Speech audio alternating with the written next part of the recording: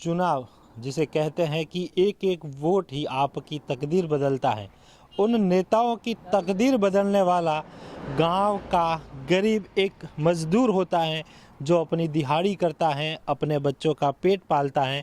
लेकिन जिस दिन वोट होता है उस दिन वो जाकर अपना कर्तव्य निभाता है।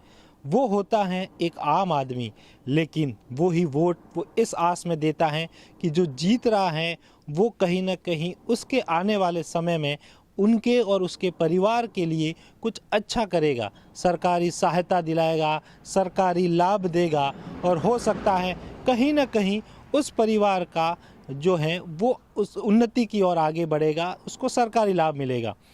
चुनावी यात्रा हम सांचौर के इन गांवों से गुजर रहे थे।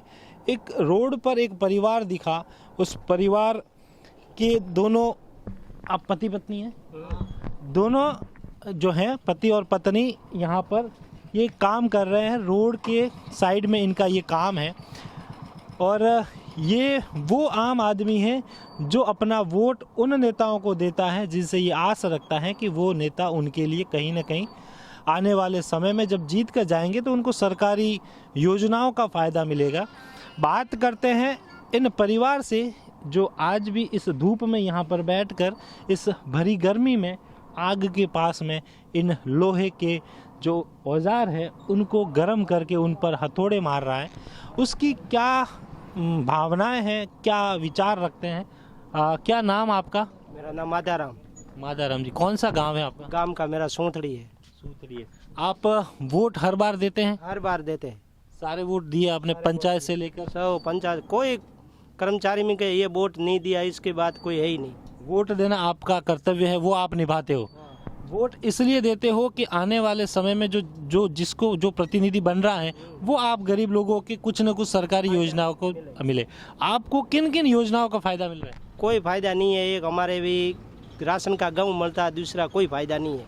कितने किलो मिल रहा है? गेहूँ मिले 35 किलो। 35 किलो हर महीने। इसके अलावा कुछ नहीं। आपके बिजली का जो है बिल कितना आता है? कोई वो बिल तो एक महीना का 800 रुपया बिल आता है। तो अभी 100 यूनिट हो रहे हैं महीना का 2 महीना का बिल आता है, 800-1000 रुपया आता है। हम तो एक गोड़ा टाल कोई उपयोग नहीं करते। जो 100 यूनिट आपको माफ़ करती है ना, अभी बीच में कांग्रेस सरकार ने घोषणा की थी, उसमें आपका हुआ क्या? नहीं हुआ। आपने आवेदन नहीं किया? नहीं हुआ। आपके मुख्यमंत्री जो ये चिरंजीवी योजना वगैरह है, इसमें आपको मेडिकल सुविधा? नहीं, कुछ नहीं। कोई मेडिकल सुविधा भी नहीं मिल रही आपको? नहीं मिल रही। इसके अलावा आप जो जैसे पानी वगैरह इनका आपको कितना बिल भरते हो? पानी का तो हमारा आता ही नहीं है। क्या पानी भरेंगे? पानी नहीं आ रहा है? नहीं आ रहा है। तो पानी का कैसे चलाते हो फिर? पानी तो हम टंकर से नवाते हैं, 800 रुपया देते हैं। अच्छा, आपके परिवार में कौन कौन है? हम परिवार में 6 बेटियां हैं, एक बेटा है, बहू है, पोता है। क्या करते हैं वो? सब खेती का काम करते हैं, मजदूरी का, लोगों का काम। आप ये कितना टाइम से कर रहे हैं? मैंने यहाँ पर आया 1.5 साल होगी, 2 साल होगी लगभग। कितना महीने का गुजारा हो जाता है? महीना का गुजारा बस खाता खर्च चलता है। क्या आस रखते हैं आप? अपना वोट देते हैं तब क्या सोचते हैं मन में? वोट तो देते हैं, हम सोचते हैं कि हम हमारी सरकार बनेगी, कुछ फायदा मिलेगा, पर कोई फायदा हमारे तो कोई आता है नहीं। नेता लोग आता है तो सब बनाते हैं कि ऐसे करेंगे, आप वोट लेके जाते हैं, दूसरी बार कोई संभावना नहीं लेते। आप अपना कर्तव्य निभाते हैं लेकिन नेता उनका कर्तव्य नहीं निभाते। जीतने के बाद वो उन गरीब लोगों की कोई सुनवाई नहीं करता है जिनकी वोट से वो जीता है।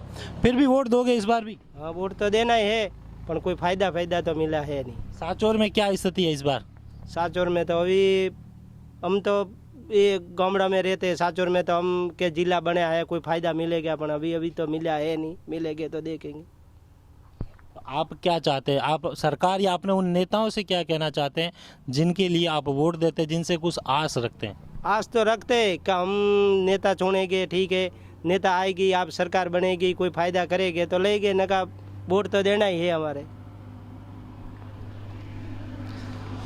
ये वो गरीब और आम इंसान हैं जो अपना कर्तव्य पूरी शिद्दत से निभाते हैं।